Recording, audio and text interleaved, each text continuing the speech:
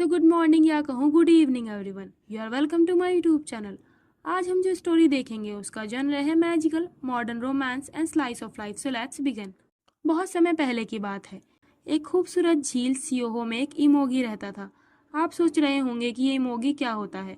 वैसे इमोगी एक Korean monster सांप होता है जो ड्रैगन बनना चाहता हो। शायद ड्रैगन बनना उसका प्रमोशन होता हो। खैर जो भी, वो इमोगी एक अच्छा और दयालु था। इमोगी चाहता था कि उसकी 1000 साल की जिंदगी खत्म होने से पहले वो ड्रैगन बनकर स्वर्ग चला जाए। जिस गॉड को इमोगी पर दया आई, उसने उसे ओइजू और ड्रैगन की त्वचा के छिलके दिए। ओइजू एक जादुई स्टोन है जो इमोगी को ड्रैगन बनने के लिए पावर इकट्ठा करता है। गॉड ने उस इमोगी से कहा, अगर तुम अपनी जिंदगी के अंत से पहले सच्चे दिल से किसी इंसान की मदद करते हो तो तुम्हारा ये जादुई स्टोन पावर से भर जाएगा। जिस दिन ये जादुई स्टोन पूर्णिमा के चांद जैसा खिलेगा, तुम स्वर्ग पहुंच जाओगे। अब इमोगी ने ड्रैगन के स्किन के छिलके को जमीन में दबा दिया और उससे एक चाय का पेड़ उगाया। उस इमोगी ने पूरे दिल से पेड़ की देखभाल की और इंसानों की मदद करने के लिए उसने इसके जादुई पत्तों का इस्तेमाल किया। धीरे धीरे उसकी जादुई स्टोन में शक्ति इकट्ठा होने लगी और इस तरह धीरे धीरे वो ड्रैगन बन गया। अब मेन स्टोरी शुरू होती है। घर में दो लोग किसी भारी सामान को सीढ़ियों से ऊपर ले जाने की कोशिश कर रहे होते हैं। डिलीवरी अंकल चिल्लाते हैं, हमें मदद के लिए और लोगों को भी बुलाना चाहिए था। लड़की रोते हुए बोलती है, मेरी भी हालत खराब हो रही है, मेरा हाथ फिसल रहा है। उन दोनों के हाथ से बॉक्स छूटकर गिर जाता है। उस लड़की के फोन पर किसी का कॉल आ रहा होता है। वो लड़की जमीन पर लेटे हुए बोलती है, मैं मरने वाली हूँ, आखिर मैं ये सब साफ कैसे करूँगी। बाहर हवा चलती है जिससे कि पेड़ की एक पत्ती उसके चेहरे पर आ जाती है। वो लड़की हंसते हुए कहती है, ये घर की महक है, मुझे ये बहुत पसंद है। वो उठकर सफाई के काम पर लग जाती है। कुछ देर बाद डोरबेल बजती है। वो लड़की दरवाजा खोलती है। वहाँ एक हैंडसम लड़का होता है। वो उससे कहता है, तुम मेरे फोन का जवाब नहीं दे रही थी, इसीलिए मैं यहाँ आ गया। इस लड़की का नाम सिया होता है जो स्टोरी की मेन फीमेल लीड है, और यह हैंडसम लड़का जुन है जो स्टोरी का सेकंड मेल लीड होता है। सिया जुन को देखकर खुश हो जाती है। वो दोनों डिनर करते हैं। वो दोनों एक कोरियन डिश खाते हैं जो कि आमतौर पर घर बदलने पर खाई जाती है। जुन मुस्कुराकर सिया से कहता है, कल मैं तुम्हारे लिए कुछ टेस्टी खरीद लाऊंगा। सिया बोलती है, ये हुई ना एक फेमस नोवेलिस्ट वाली बात, अपने बेरोजगार दोस्त के लिए लंच खरीदना। वो खाने का एक टुकड़ा अपने चेहरे पर लगा लेती है। जुन उसका चेहरा पोंछते हुए कहता है, तुम बेरोजगार नहीं हो, तुम जल्द ही टी शॉप की मालिक बनने वाली हो। जुन का चेहरा लाल हो जाता है। सिया बोलती है, इस सब के लिए तुम्हारा शुक्रिया जुन। तो सिया के परिवार में सिर्फ उसकी ग्रैंड माँ थी। उनके मरने के बाद जुन ने उसे संभाला और उसकी मदद से ही सिया आगे बढ़ पाई। जब उसे न्यूज रूम की जॉब से निकाल दिया गया, सिया को नहीं पता था कि अब वो क्या करेगी और कहाँ जाएगी। तब भी जुन उसके साथ में खड़ा रहा। इस वक्त अब सिया अपने टी शॉप की शुरुआत करने वाली होती है। वो जुन से कहती है, मेरे लिए जर्नलिज्म परफेक्ट है। जुन बोलता है, हाँ इसीलिए मैं चिंता में हूँ, क्योंकि तुम अपनी एक्साइटमेंट के चलते खुद को चोट पहुंचा सकती हो। सिया बोलती है, इसमें मैं क्या करूँ, जब भी मैं किसी चीज को लेकर क्यूरियस रहती हूँ, मैं चुप नहीं बैठ पाती। जुन आ भरकर कहता है, लेकिन फिर भी तुम्हें किसी बड़े कारपोरेट घोटाले में शामिल होने की कोई जरूरत नहीं थी। सिया बोलती है, मुझे उसका कोई पछतावा नहीं है। जुन, तुम्हें किसी की रोजी रोटी के साथ खिलवाड़ नहीं करना चाहिए।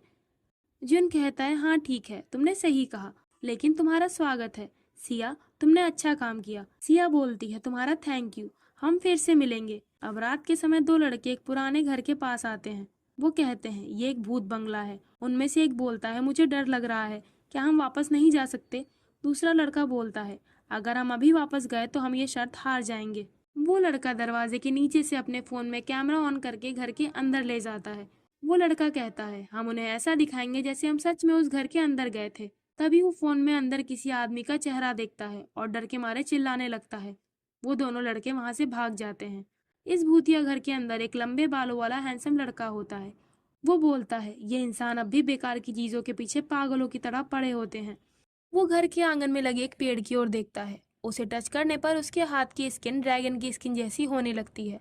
जुन सिया के घर से जाते हुए कहता है, तुम दरवाजा बंद रखना और सोने से पहले गैस स्टोव चेक कर लेना, और कुछ भी हो तुम मुझे कॉल करना, मैं तुरंत यहाँ पहुँच जाऊंगा। सिया कहती है, तुम चिंता ना करो, मैं कोई छोटी बच्ची थोड़ा ही हूँ।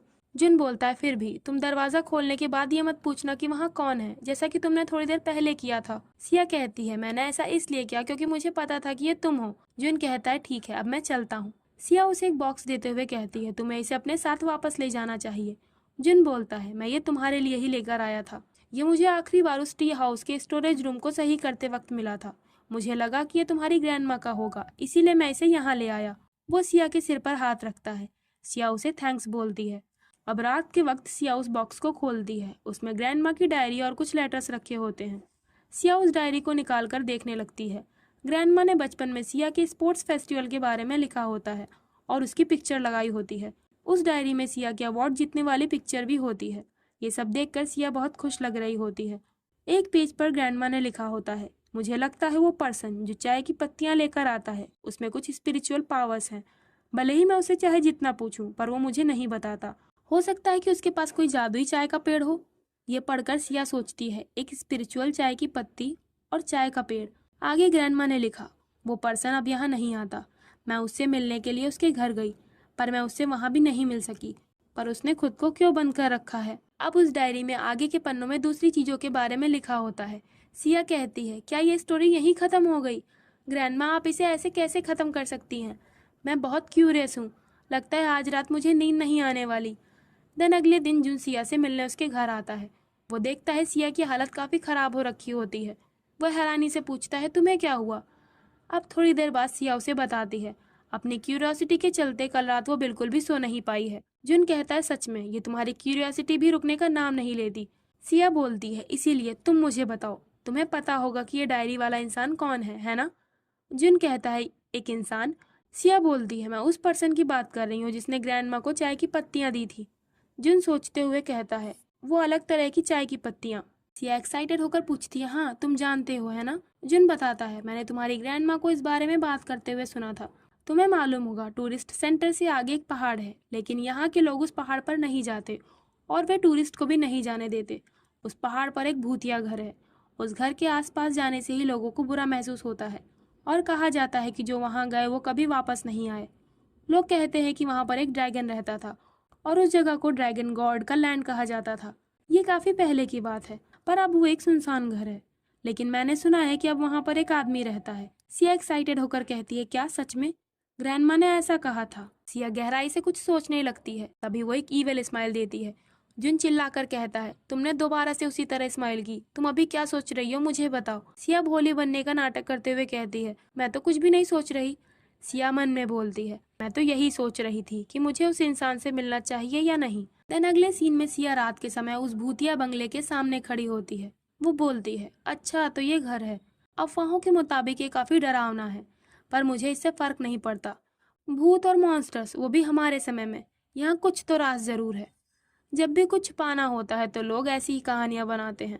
पहले एक रिपोर्टर होने के नाते मेरा इसके बारे में पता लगाने का फर्ज बनता है। तभी अचानक उसका फोन बजता है।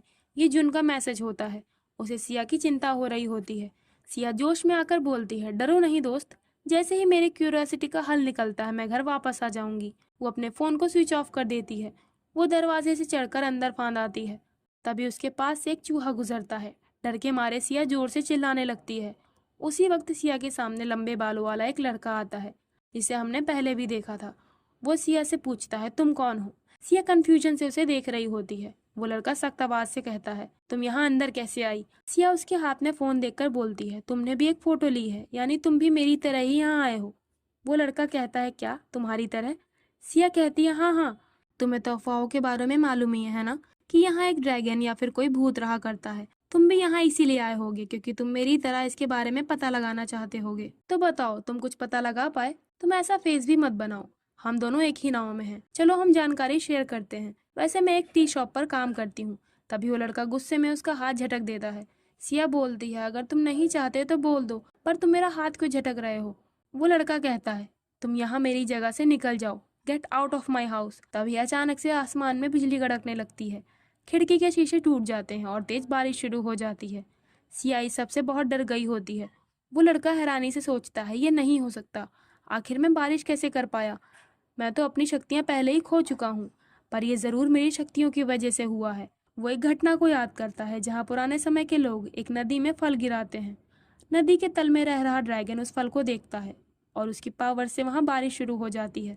इधर सिया डर के मारे घर को भाग जाती है। लड़का आं भरकर सोचता है, इंसान ये अब भी वही करते हैं जो इनका जी चाहता है। वो आसमान की ओर देखकर बोलता है, बारिश बंद हो गई। इधर सिया तेजी से घर की ओर दौड़ रही होती है। वो कांपते हुए कहती है, ये काफी सही होना चाहिए, अब वो मुझे चाहकर भी नहीं पकड़ पाएगा। उसने मुझे सच में काफी डरा दिया था। शायद वो अफवाह कि उस भूतिया घर में एक पागल इंसान रहता है वो सच थी। तभी पीछे से उसके कंधे पर कोई हाथ रखता है। वो डर के मारे पीछे पलटकर अपने हाथों से इस पर वार करने लगती है। ये जुन होता है। वो कहता है, सिया ये मैं हूँ, तुम्हारा दोस्त जुन सियोनवू। सिया जुन को वहां देखकर जोर से रोने लगती है। वो जुन को कस के गले लगा लेती है।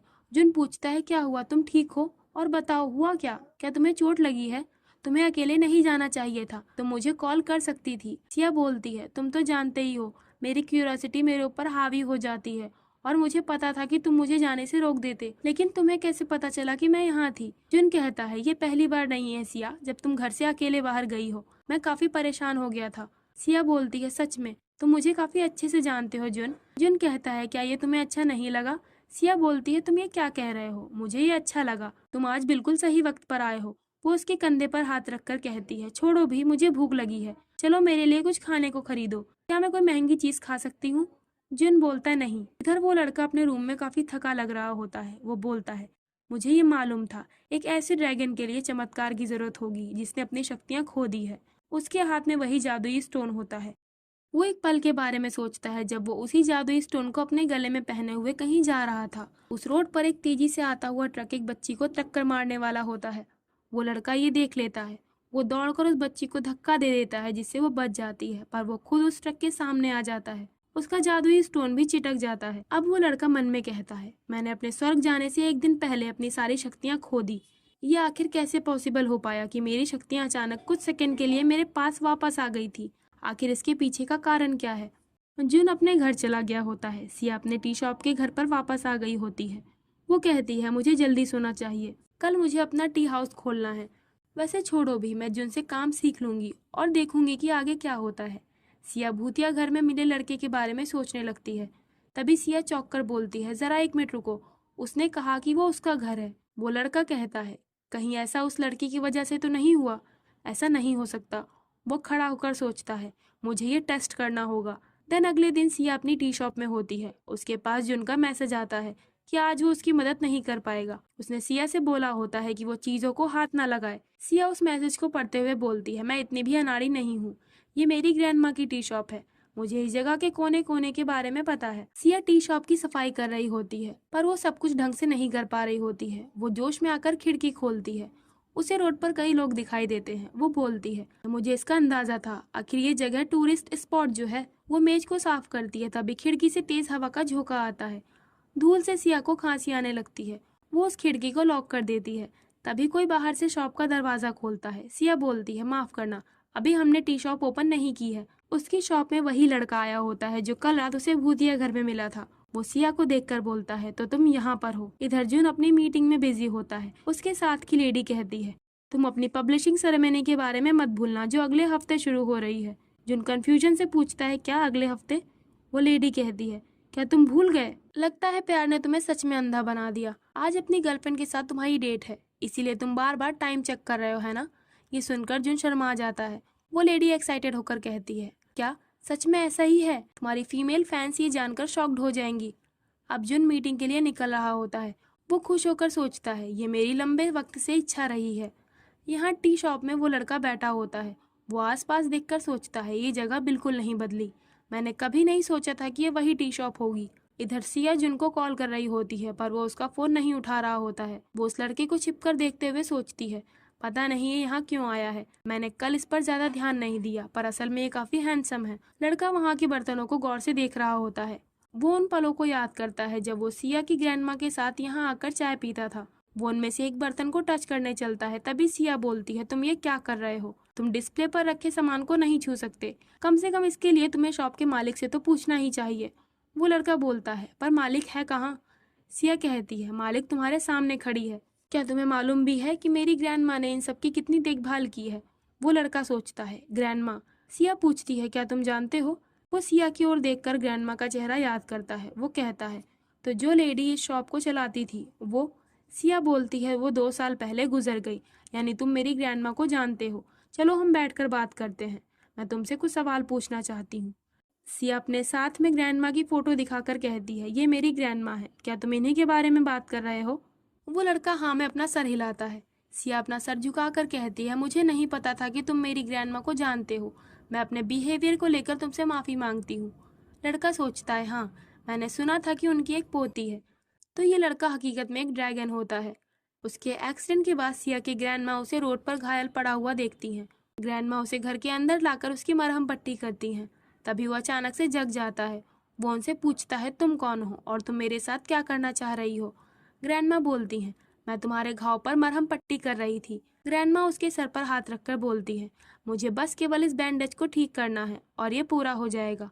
यहाँ मेरी पोती के अलावा और कोई नहीं है, तो तुम यहाँ थोड़ी देर रह सकते हो। अब प्रेजेंट टाइम में वो ड्रैगन लड़का सोचता है, जरूर ये उन्हीं की पोती होगी। सिया बोलती है, जरा सुनो, क्या मैं ये जान सकती हूँ कि तुम मेरी ग्रैंडमा को कैसे जानते हो? वैसे अगर तुम नहीं बताना चाहते। तभी वो लड़का बोलता है, हम एक दूसरे के क्लोज थे। सिया सोचती है, इसके और ग्रैंडमा के बीच उम्र का फासला काफ़ी ज़्यादा है, पर ये लोग क्लोज कैसे हुए? और साथ ही ये पर्सन एक सेलिब्रिटी जैसा दिखता है और ये बिल्कुल भी बूढ़ा नहीं लग रहा।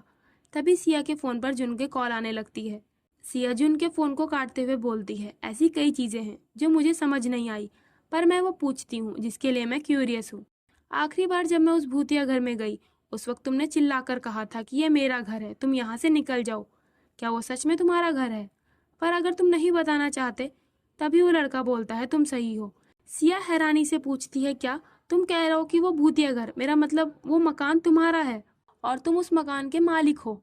ये लड़का हाँ में अपना सर हिला देता है। सिया सोचती है, वाओ, तो ये है उस भूतिया घर में रहने वाला पर्सन। वो बोलती है, पहले जो मैंने किया उसके लिए मुझे माफ़ करना। मैंने बिना ये जाने कि घर का ओनर वहाँ है, मैं वहाँ घुस गई। I am sorry. लड़का सोचता है, ये थोड़ी बात होनी है, पर आपने इसे अच्छे से बड़ा किया है। सिया हड़बड़ाते हुए बोलती है, क्या मैं अपने मैनर्स भूल गई? मैंने तुम्हें एक कप चाय के लिए भी नहीं पूछा। ज़रा रुको, मैं अभी आती हूँ। वो लड़का सोचता है, अगर मैं जो सोच रहा हूँ वो सब सही है तो फिर इस लड़की के पास सब चीज़ की कुंजी है। वो बोलता है, अगर मैं एक बार कोशिश करके देख लूँगा तो सब पता चल जाएगा। आखिरकार मैं इसीलिए तो यहाँ तक आया हूँ। सिया चाय बनाने के लिए आती है। वो सोचती है, अगर ये आदमी उस भूतिया घर का मालिक है तो उस घर में एक आदमी के रहने वाली अफवाह सच है। पर ये तो काफ़ी जवान है और ये अफवाह दसियों साल पुरानी है। लेकिन उस पर्सन के बारे में क्या, जिसके बारे में ग्रैंडमा ने अपने डायरी में लिखा था? क्या वो कोई और पर्सन था? वो उसको घूरते हुए सोचती है, वो पर्सन जिसके बारे में ग्रैंडमा ने अपनी डायरी में लिखा था, उसका ग्रैंडमा से क्या रिलेशन है? पर छोड़ो, भी जो भी हो, लेकिन ये लड़का मुझे इस तरह क्यों घूर रहा है? वो ड्रैगन लड़का अपनी मैजिक पावर्स का यूज़ करता है। सिया के पास में होने के कारण वो अपनी शक्तियों को इस्तेमाल कर पा रहा होता है। वो एक केतली के पानी को ड्रैगन के शेप में बनाता है। सिया को कुछ आहट होती है। वो पूछती है, क्या तुमने मुझे बुलाया? वो लड़का नहीं में अपना सर हिला देता है। वो हैरान होकर सोचता है, जो मैंने सोचा था ये सही निकला। ये सब इस लड़की की वजह से हो पा रहा है।